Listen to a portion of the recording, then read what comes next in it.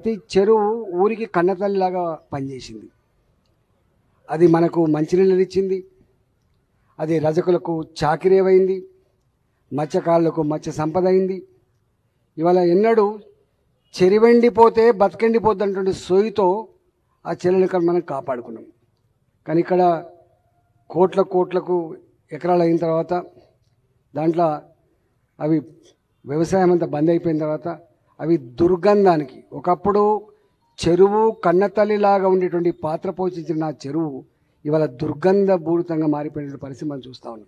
ఎంత నిర్లక్ష్యం అంటే ఇవాళ చెర్లన్నీ కూడా చుట్టుపక్కల ఉండేటువంటి డ్రైనేజీ పైపులకు నిలయాలుగా మారిపోతే అవి మనిషికి ఆరోగ్యాన్ని ఇచ్చే సేదతీర్చేటువంటి కన్నతల్లి లాంటి ఆ చెరువు ఇవాళ దుర్గంధపూరితంగా ముక్కులు మూసుకొని పోయే పరిస్థితి, దోమలకు నిలయంగా ఉండే పరిస్థితి.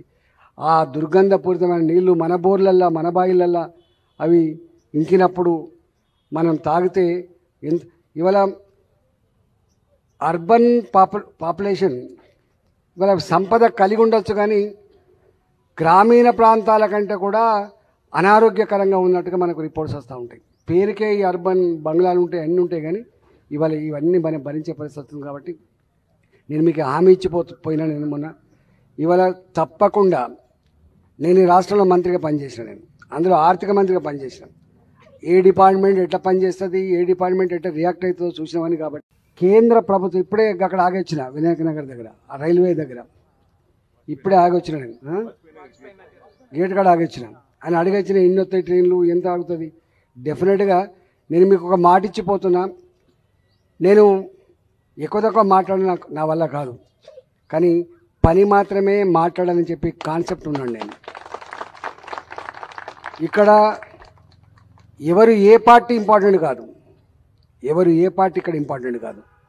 అది ఏ పార్టీ అయినా వాళ్ళ పార్టీల పరంగా ఉంటే కావచ్చు, కానీ ప్రజాప్రతినిధిగా ఎన్నికైన తర్వాత ప్రజల సమస్యల పరిష్కారమే భాగ్యంగా భావించాలని చెప్పి కోరుతున్నాను నేను. మేము మీరు చూసిందో తెలంగాణ ఉద్యమంలో రోజు కొట్లాడేది, మేము కొట్లాడేది మళ్ళీ దరఖాస్తు పట్టుకొని పోయేది, నన్ను హేళన చేసేది. నువ్వు ఇప్పటిదాకానే కదా నాకు కొట్లాడినావు మాతోటి, పోయి జై తెలంగాణ కూడా పోరాదనేది.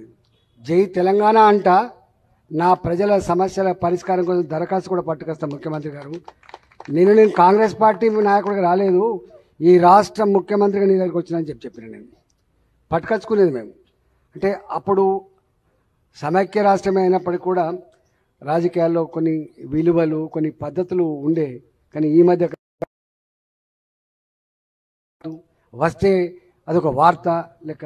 అంటే ఈజీగా పోయి కార్పొరేటర్లు పోయి ముఖ్యమంత్రి కలిసేటువంటి సాంప్రదాయం ఉండాలి, ఎమ్మెల్యేలు పోయి వాళ్ళ నియోజకవర్గాల సమస్యలు ఉంటే కలిసేటువంటి వాతావరణం ఉండాలి. ఎంపీ ఏ పార్టీ అయినప్పటికీ కూడా ఎంపీ తన పరిధిలో ఉన్నటువంటి సమస్యలు ముఖ్యమంత్రి గారికి సమస్యలు చెప్పేటువంటి వాతావరణం ఉండాలి. కానీ మనం చూస్తూ ఉన్నాం ఒక రాంగ్ ప్రాక్టీస్, మనం వినకూడనటువంటి రాంగ్ ప్రాక్టీస్ అలా రాజ్యం వెళ్తుంది. ఒక పార్టీ ఎమ్మెల్యే ఉంటే ఇంకో పార్టీ ప్రభుత్వం ఉంటే అక్కడ పోయే పరిస్థితి లేదు. ఇవాళ నేను మాత్రం ఏ పార్టీ కార్పొరేటర్ కావచ్చు, ఏ పార్టీ ఎమ్మెల్యేనే కావచ్చు, ఏ పార్టీ ప్రభుత్వమైనా కావచ్చు, కానీ నాకున్న కన్సర్న్ ఒకటే, మా ప్రజల సమస్యల కోసం ఎక్కడికైనా పోతా, ఎవరి దగ్గరికైనా పోతా, ఏ దరఖాస్తు ఇస్తాను. పైరవీలు చేయండి, మేము భూదందాల పైరవీలు చేయం. మేము ఏదైనా ఫోన్ చేస్తే నా 24 ఏళ్ళ ఒకవేళ అధర్మమైన పని కనుక ఉంటే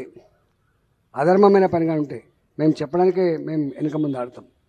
కానీ ఒక న్యాయమైన ధర్మమైన పని ఉంటే ఆయన గనుక అధికారులు పట్టించుకోకపోతే, సిస్టమ్ పట్టించుకోకపోతే దాని మీద మాత్రం రియాక్ట్ అయ్యేటువంటి పద్ధతి వేరుగా ఉంటుంది.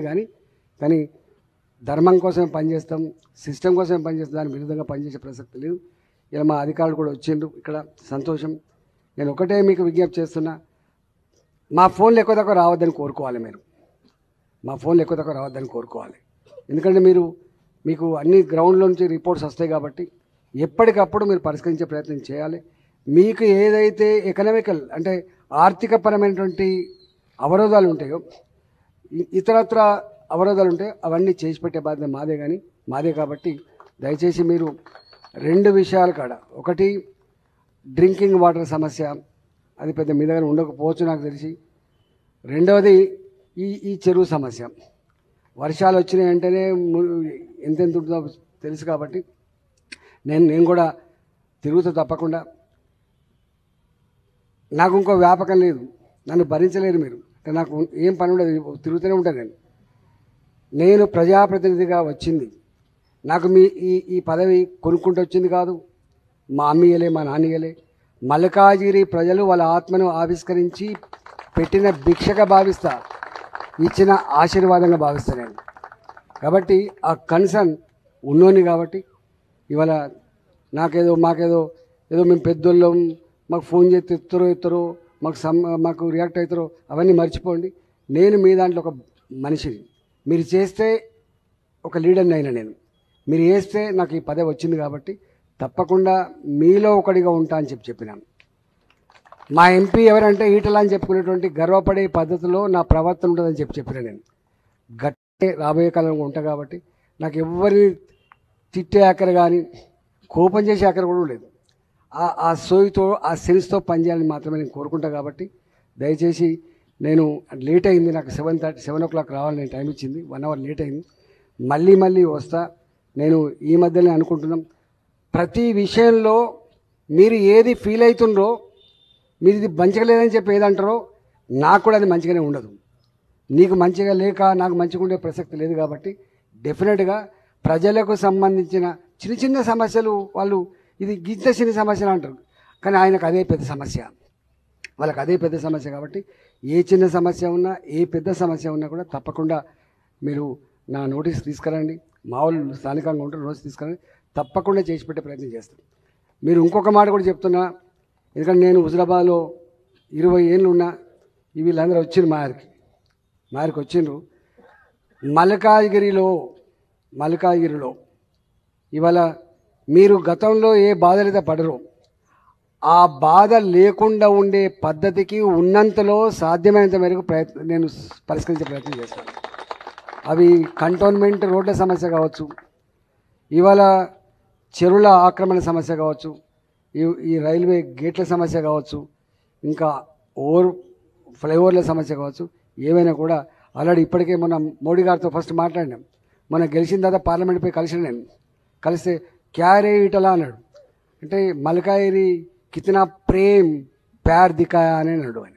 అంటే మల్కాజిగిరి చూపిన ప్రేమ, మల్కాజిగిరి చూపించినటువంటి ఆదరణ చూసి ముగ్ధులైన మోడీ గారు డెఫినెట్గా నేను తేగలననే సత్తా ఉంది కాబట్టి ఆయనకు మల్కాజిగిరి పట్ల ఒక స్పెషల్ కన్సర్న్ ఉన్నది. కాబట్టి ఇక్కడ ఉన్నటువంటి వాళ్ళంతా కూడా వాళ్ళు ఏ హోదాలో ఉన్నా మేమంతా కలిసి పనిచేసినాం. కాబట్టి నాకు నమ్మకం ఉంది, నాకు విశ్వాసం ఉంది.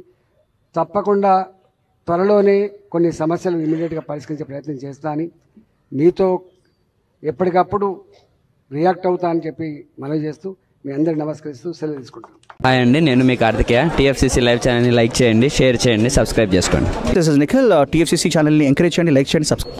Hello, this is heroine Alekhya Angel. TFCC live ఛానల్ని లైక్ చేయండి, షేర్ చేయండి, సబ్స్క్రైబ్ చేయండి.